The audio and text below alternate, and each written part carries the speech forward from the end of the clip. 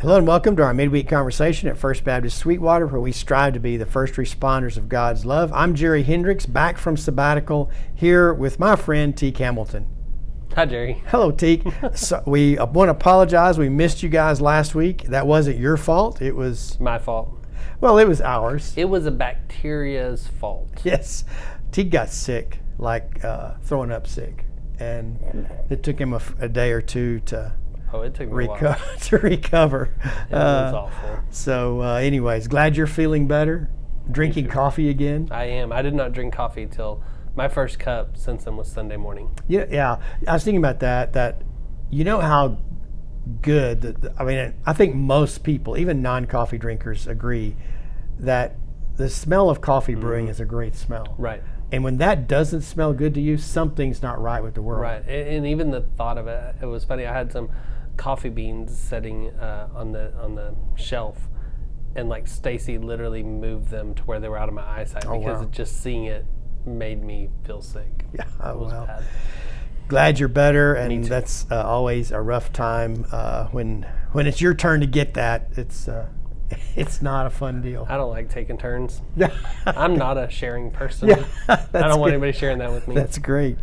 Well, so rather than going way back to all that we might have missed from last week or talking about sabbatical notes or whatever, Sunday was Pentecost Sunday. It was one of those holidays that we celebrate on the Christian calendar, along with Christians around the world, and that really hasn't taken a lot of hold, I think, in our faith tradition at least, but Christians celebrate it, and so that's exciting. Well, and it's fun, it's fun for us, I think, once you develop a consistency with it. Do you remember the first year that we did it and we asked people to wear red? Yes, I do. There was some backlash. Yes, I do remember there was some. And the funny thing was, I think at first some of the backlash was what they thought we were saying, we're red because we're Sweetwater, but we've got other churches represented. And that wasn't it at all. Well, and to clarify, our school colors in Sweetwater are red. But that's not what we were saying. That wasn't the emphasis. Right. We don't do that. But yeah, they're getting the hang of it now. And so there was a sea of red Sunday, or a wave of red, I guess. I don't know. Well, in fact, we made some mention. I guess in the last two publications, we made some mention about wear red. I think it was on our social media. Mm-hmm. And I think I mentioned it from the stage also. Right. And, it's one of those things that we want. I think in the church, you want to do things that help one another. And so that's one of those things that generates, again, that kind of conversation that we strive for here.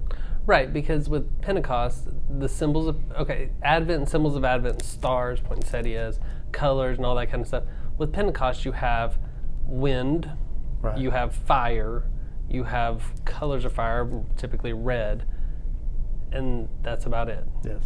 Well, we can't tell everybody to bring their own fire. We already do that at Christmas Eve service, so let's not do it there. Right. And the last time we had too much fire, I set a tablecloth on fire on the table, on the communion table. And that was following Pentecost Sunday. That was Pentecost Sunday. That was that evening, yeah. Well, you missed one of the symbols.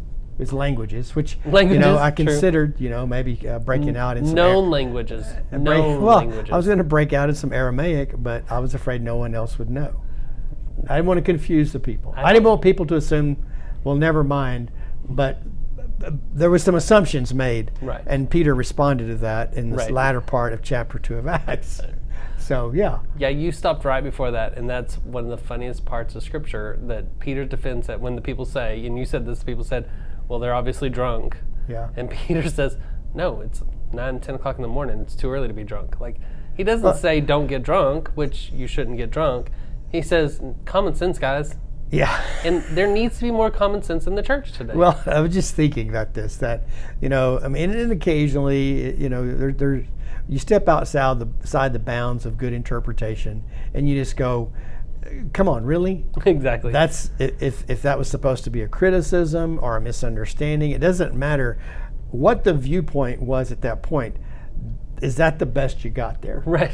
That's if it was intended to be condemning, that was a sort of a swing and a miss. But. Now you said in the service, talking about like the feeling or the emotion people would have had during there when they saw that happen. I took a totally different approach to it in like my mind, being in West Texas, if I hear a noise of a wind and it gets so loud inside, I'm heading for the basement because I'm thinking tornado. That's not a normal thing to hear. But then, like, to see some manifestation of fire above and then work its way down and come into little splinters of fire, and one start coming from above my head, I'm ducking. Yeah. Why is this following me? And the kids attached it to some video game or something, I don't know.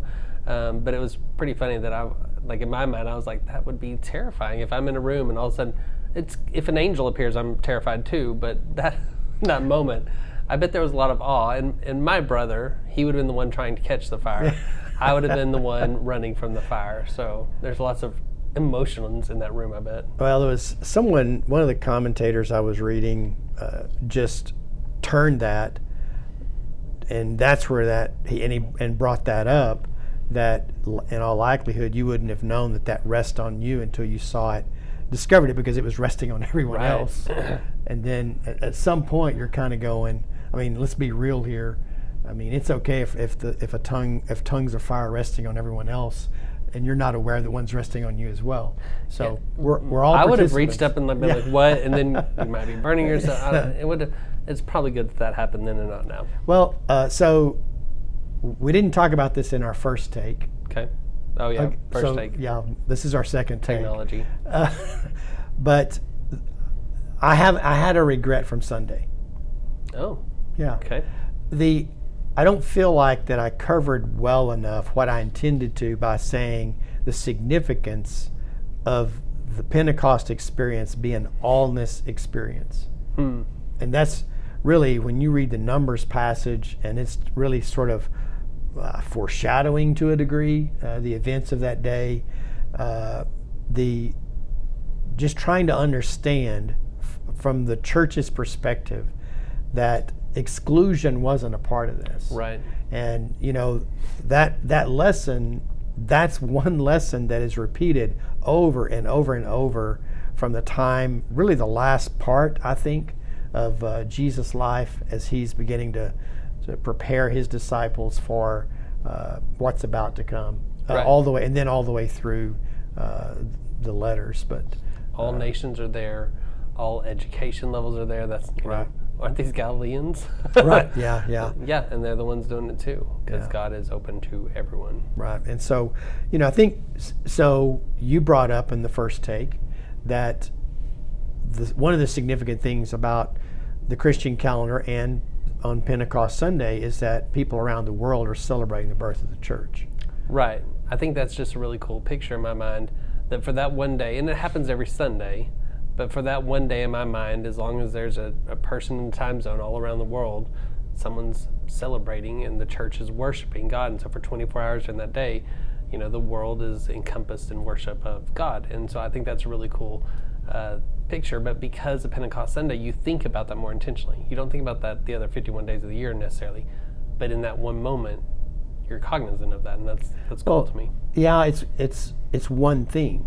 Right. And so we do, at Advent, I think it would be safe to assume that worldwide there's one theme. It's the birth of Jesus. Right. You look at Resurrection Sunday and probably even Palm Sunday, even though I know a lot of churches won't cover the text on that. Right. But they're going to cover Easter Sunday.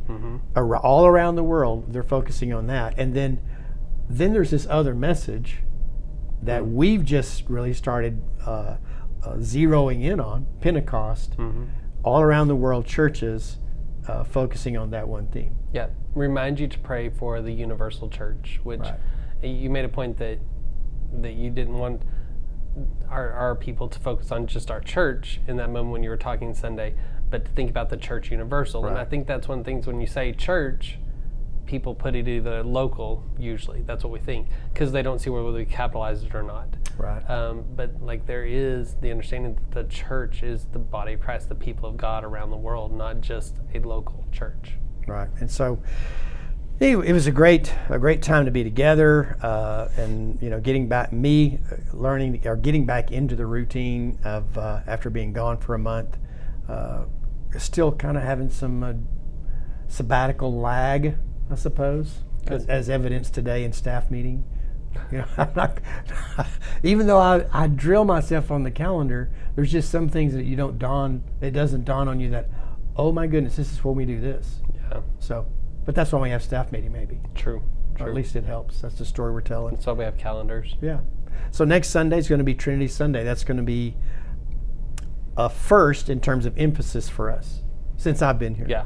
I've never been a part of a church that celebrated that, but I think it's really exciting. Well, as I shared, I think for me, definitely it's going to be a point of discovery. I'm looking forward to getting through that or getting into that and deepening my understanding of that, and then trying to express that on Sunday as a part of our conversation. I'll be on heresy watch for you. I got you covered. Yeah. There's only one proper interpretation example of the Trinity. So. Are you going to share that proper interpretation? Well, just the diagram. I mean, we can do that. Yeah, we can share that. But it's funny because we try so hard to explain Trinity. And so we use the egg example. We use ice or water, ice, steam, all that. And all of those are heresy. None of them explain what the Trinity is without getting away from what the Trinity is. And people say, well, it's all right. But no, it's not all right. Be okay with the mystery of God, that God is so much more than we can comprehend, but God still reveals God's self to us. And so that's really cool. And I appreciate you sharing all those illustrations that I should not use on Sunday. Oh, I got more. Because I've probably used them at one time, the 3-leaf clover and everything, Well, we're, as always, we're looking forward to our worship on Sunday. We'll be having prayer for our students and leaders as they get ready to go to youth camp the following Wednesday. They'll be back on Father's Day sometime around lunchtime back at the church. So we'll be praying for them, praying for Teak and Stacy, and we're going to pray for triple digits. Yeah, and it's going to be nice and warm. It's I call it camp hot, And I'm okay with it. We live in Texas. I'm good with that. I shared in the first take that someone shared on their Facebook that last year at this time they shared a post on Facebook and said, "Oh yay, it's raining again." And it was a sarcastic post because we got so much rain last summer, and now it has flipped the script here in Texas that we're getting no rain. Yeah, well, it happens. I'm okay with it. I'm fine with it. We'll make the best of it. Hope you will too. It'll be cool in the worship center, so maybe we'll see you there, or you can catch us online. See you then.